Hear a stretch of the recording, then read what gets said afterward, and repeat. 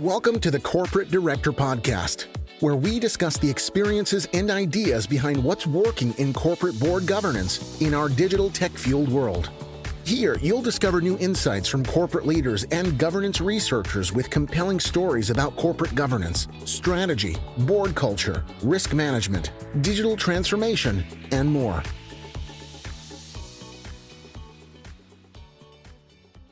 Hi, everybody, and welcome back to the Corporate Director Podcast, the voice of modern governance. My name is Dottie Schindlinger, Executive Director of the Diligent Institute, and I'm joined once again by my fantabulous co-host, Megan Day, Principal Solution Designer at Diligent. Megan, how are you doing today? Hey, Dottie. Sounds like you're asking me a loaded question there, but I'm good. Just before this, I was finally muting some breaking news alerts from the New York Times because it's that time of year. They're coming in fast and furious post-election, and any move our new president makes seems to be seems to be classified as breaking news. I think that's exactly it. I think that's actually why I had to ask you that question in that way, because I know when we recorded our last podcast together, it was right before Election Day. And, living here in Pennsylvania, it was like the nonstop texts and ads, and it was just so over the top. And now that is all gone, thankfully, but it's been replaced by the minute by minute, blow by blow alerts on cabinet choices and, what that might mean. And I honestly am kind of at the point where I sort of want to throw my phone down the back of the hill. It's that I think that makes me a bad citizen, but I just kind of need a break from the political nonstop blow by blow. Does that make me a bad person, Megan? Totally. I long for the days of finding out the news when you pick up the paper the next morning. I know. I so wish politics was boring again. It would be nice for it to be boring again. And maybe it's boring for some people, but it just seems like high drama, high stakes all the time. And it would be nice for things to be boring. But you know what? Here's something that is not boring. We had the opportunity to speak to Dr. Hemma Lomax. So, Megan, why don't you cue up a little bit of the interview for us? I have to chuckle at you say make politics boring because one of the things I talked to Hemma about was making compliance fun again. Similar but different sentiment there. But the idea that, now more than ever, compliance needs to be more than a rote check the box exercise. And how do you, as an organization, as leaders, as a board, think about the human element of compliance and how we support and engage our employees to do the right thing? I think that's a really fascinating topic of conversation, right? Because we don't often think about the strategic side of compliance. Compliance always seems like this thing that happens after everything else is done, and we need to fill out a form saying what we did or didn't do. But of course, it has to be so much more proactive than that, especially as we have so much larger and more complex organizations and are involved in all these new areas of technology like AI and other disruptive tech. And so, yeah, well, Megan, let's not ramble. Let's listen to the interview. Let's take it away.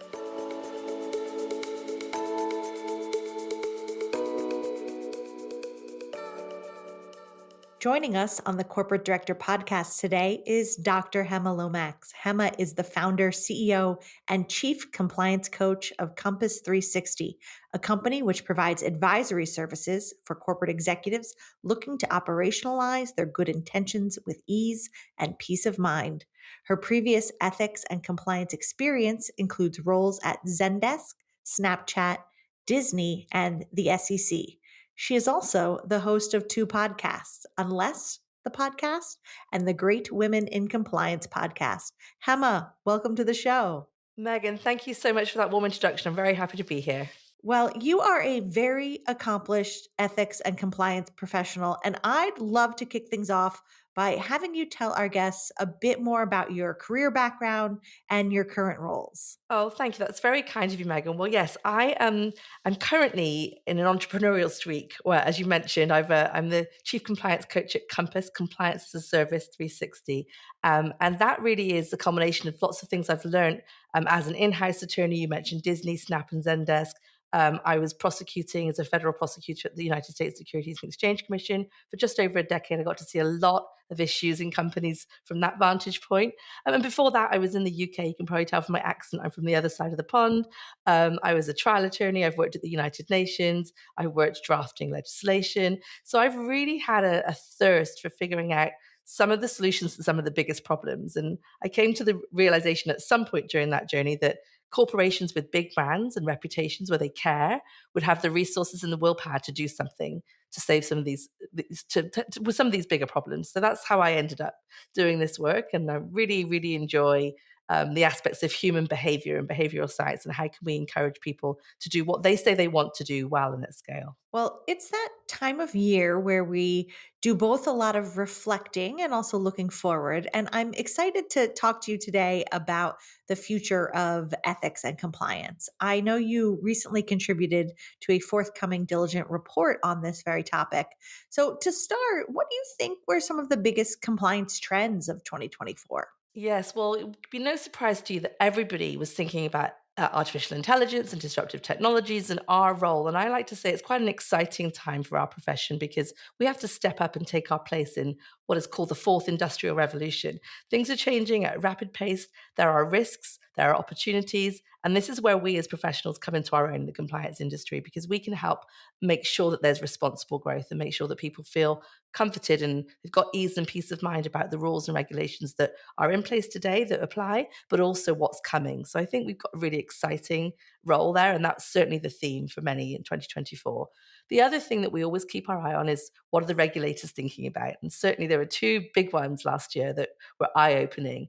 One, which is not new to last year, but certainly took off last year, was off-channel communications. We saw some phenomenal fines, 400 million almost in fines for a suite for 26 investment advisors and broker dealers that were having communications with their employees off channel. So things like disappearing messages or WhatsApp, where it wasn't a formal, recorded, documented form of communicating. And so I think what we've seen is there's been even though that's a regulated industry, the financial institutions, we've seen a bit of creep.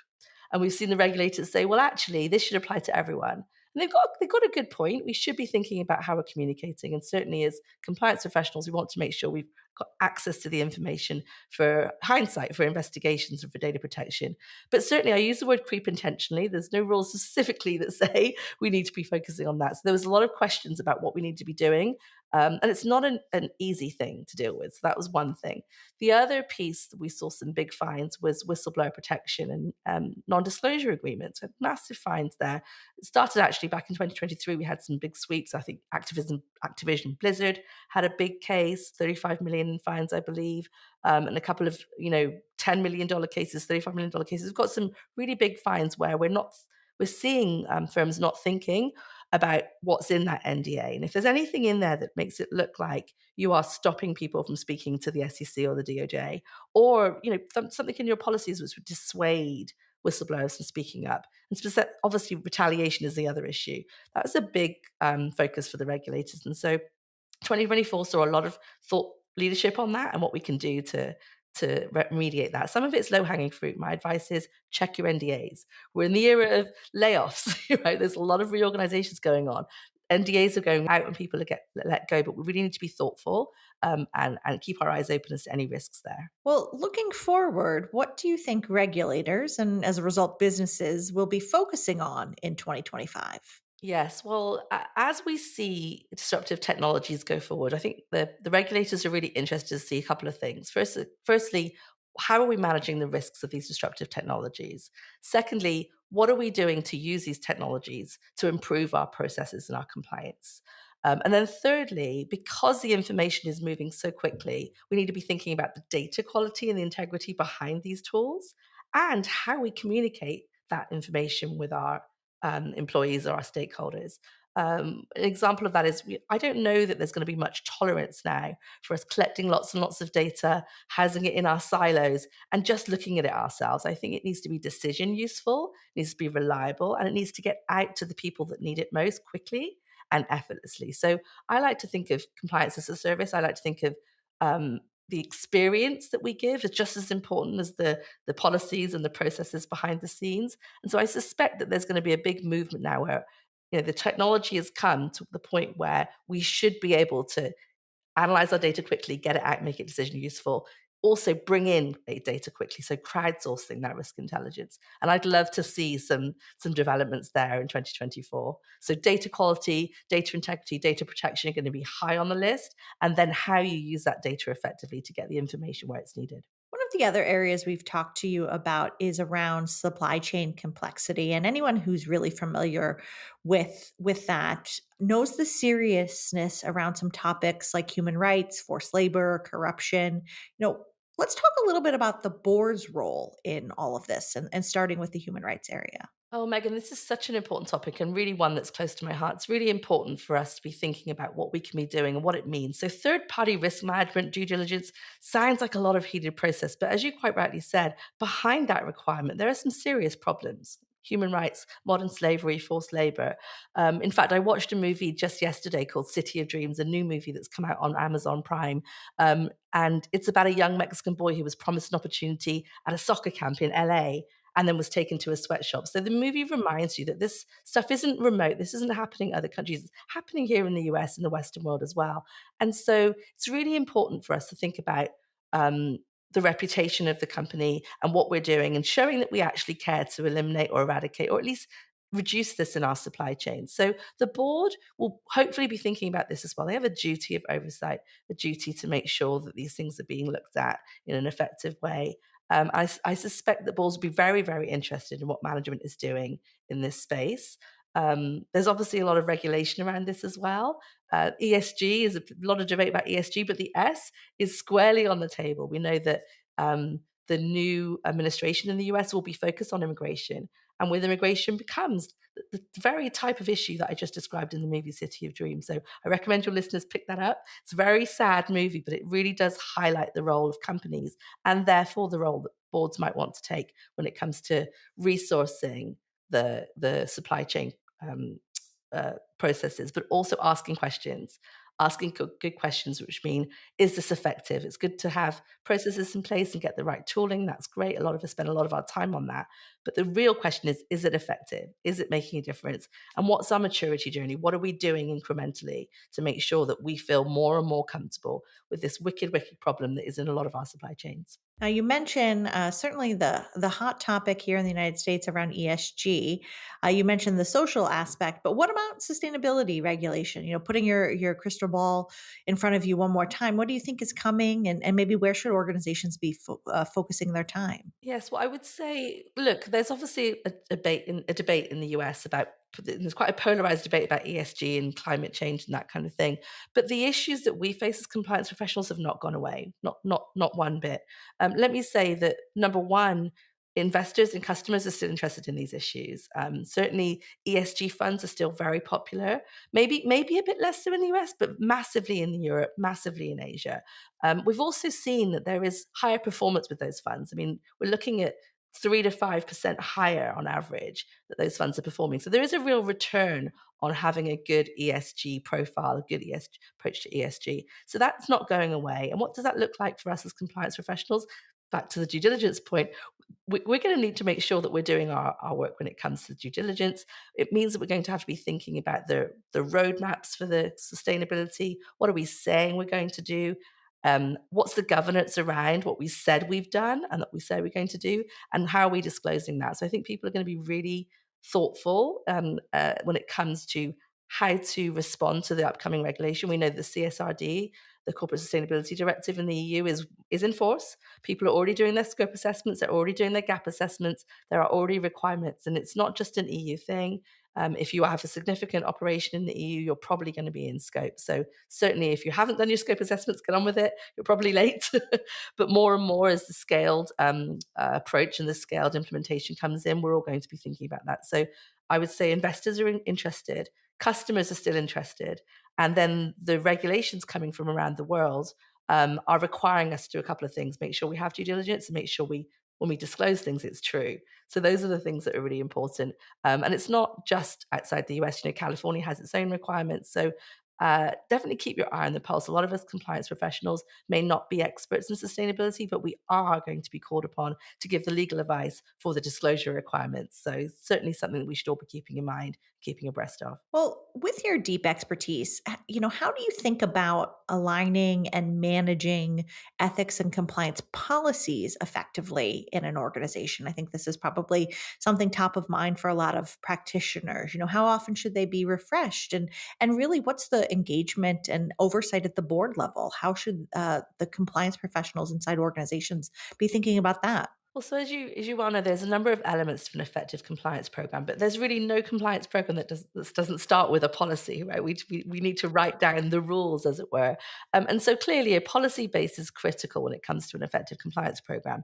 However, a policy base can hamper you at stage one, right? If you don't get it right. So before we even get to the mechanics of policy management, we need to think about policy content and policy form. And again, back to my point about the experience, how are we getting it into the hands of those that are charged with using it and applying it?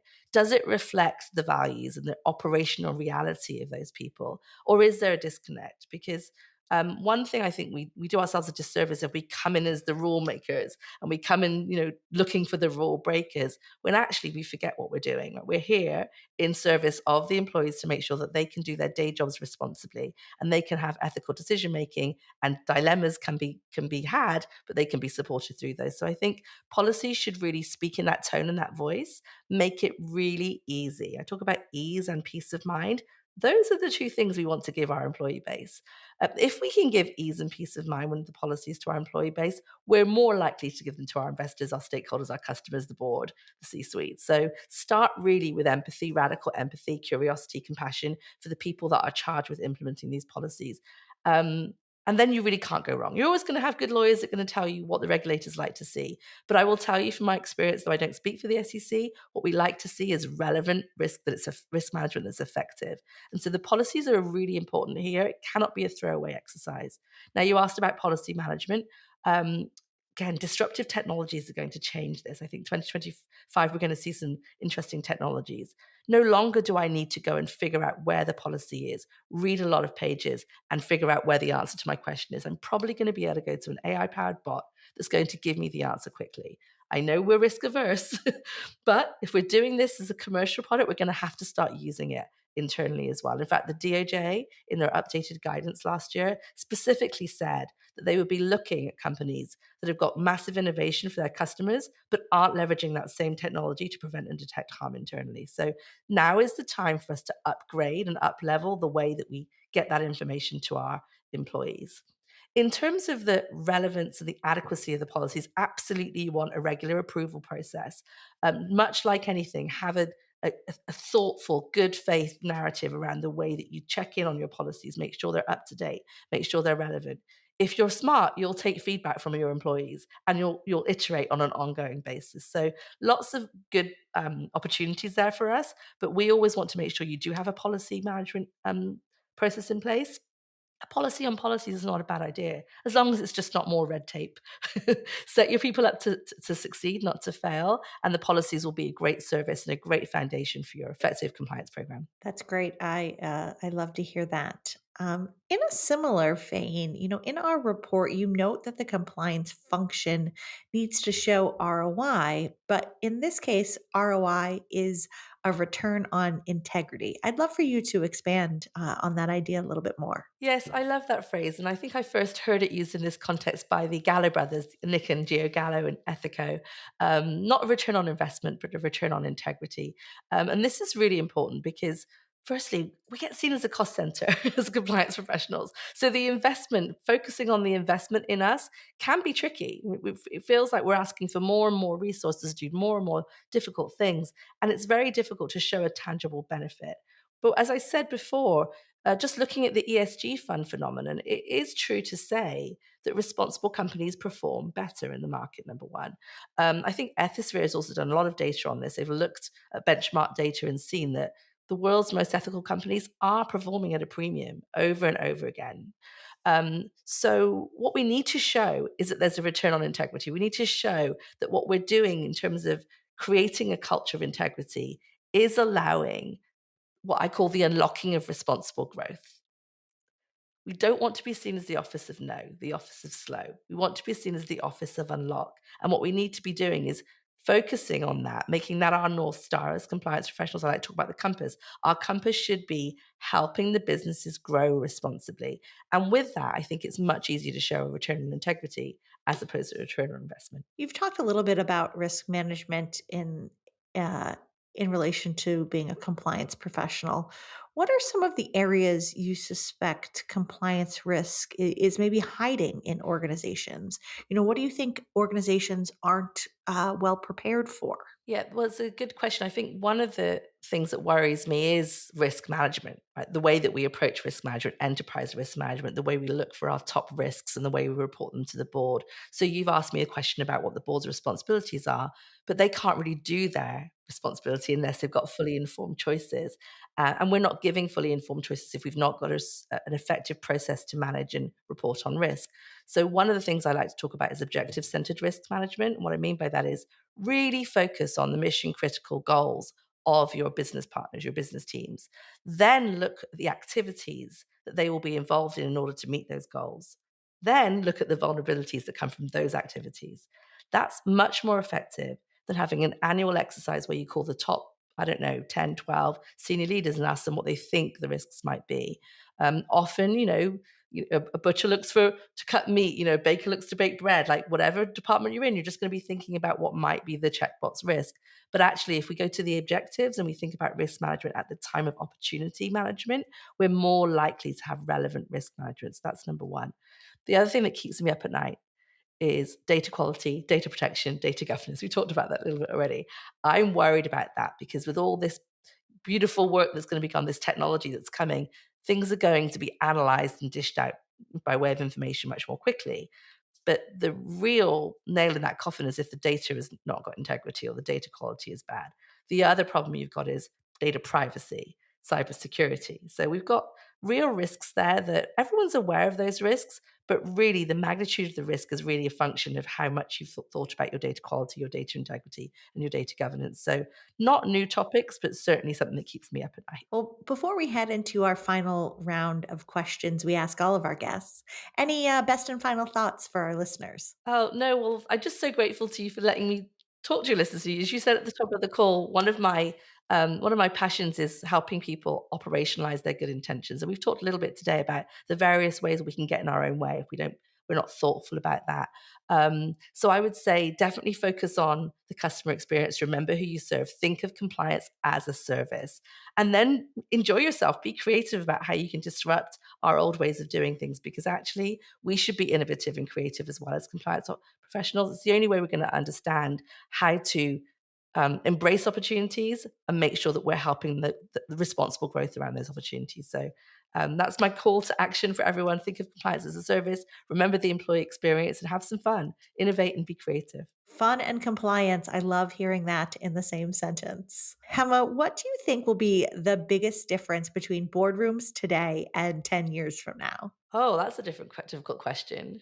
I suspect what we'll see is the board profiles will change in many ways. We already saw with ESG, 5, 6, 10 years ago now, where we didn't have that expertise on the board. Nobody knew climate on the board, and so we had a push to make sure that we did that. I think the same is going to happen with tech. Um, AI is not it's going to touch everybody. And so if you don't have somebody that can manage the risks associated with that on the board, you're in trouble. What I've seen is if they're with boards that maybe don't have cybersecurity expertise, what I've started to see is cybersecurity committees being created. There are many ways that we can equip the board to have the expertise they want. But as I said earlier, as long as we in management, as corporate senior leadership, are equipping the board with the information they need and helping them make the decisions, giving them fully informed choices, I think we'll be okay. So there'll be a shift, I'm sure, when it comes to expertise, and the next big thing will come, and we'll need to keep shifting. But board diversity when it comes to expertise and talent, I think, is critical. I'm hoping in the next 10 years we see more of that. What is the last thing you read, watched, or listened to that made you think about governance in a new light? That's interesting. Well, as I mentioned to you that I watched City of Dreams, and the reason I watched City of Dreams was because, and you'll laugh at this, I actually just came back from a Tony Robbins event. So Tony Robbins, many might know, is a life coach of sorts, and it really did reinforced for me this idea of coaching for compliance, this idea that we have a really privileged position as compliance professionals where we get to build culture and think about the future of work. But again, we're in service of this diverse group of employees. And sometimes we look at them as an internal threat. I realized as I was with Tony Robbins and his whole team that we can actually think about leveraging the talent and leveraging the real information that these individuals have. So I would say coaching for compliance, think of yourself as a coach. Think of crowdsourcing risk intelligence from your employees, leveraging the talent and the vantage point that they've got. They see a lot more than we ever will see in our kind of siloed boxes in corporate. So I really enjoyed thinking again about my role as coach, as compliance leader. And again, I'd encourage your listeners to think about that as well. There's lots to be achieved if we work together. Well, Hemma, what is your current passion project? Well, related. I did this summer publish a book called "The Art of Ideation for Culture Builders" with Ashley Dubrini. The two of us did a presentation at SCCE with Vera Perez, and we decided to write some of our thoughts down. So we had that published this just a few weeks ago. Love to share that on my LinkedIn with anyone that's interested. So I'm now on my next book, and the next book is again back to the idea of helping people operationalize their good intentions. It's called from aspiration to impact. One of the things we need to make sure we're doing is having impact in our roles. Back to the ROI point, not just activity, not just a lot of checkbox activity. But we're trying to do a hard thing here. Right? I said we're talking about some wicked problems. And so I've been thinking, collecting ideas about things that work for actually getting from your aspirations, your statements, your tone at the top that you want to be a responsible company, and actually operationalizing those intentions in a practical way. So coming soon, a book on my thoughts on that. And that's my current passion project. Love that. We'll have to have you back when that book is published. I'm sure those insights will be very valuable for our listeners. That's kind of you, Megan. I'd love to come back. Well, wonderful. And thank you so much for joining us today. Thank you. Appreciate your time.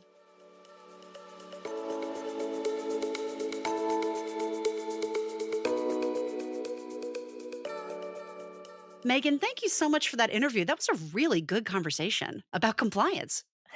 Definitely. And one I think we need to have more often, both on this show and I think inside organizations. To your comment before about, making sure that it is part of the organization and is not the afterthought as it has been for so long is really important. And I think, her comments about the changing world around us, just generally speaking, and how it's just going to become more complex for organizations to have to think about this.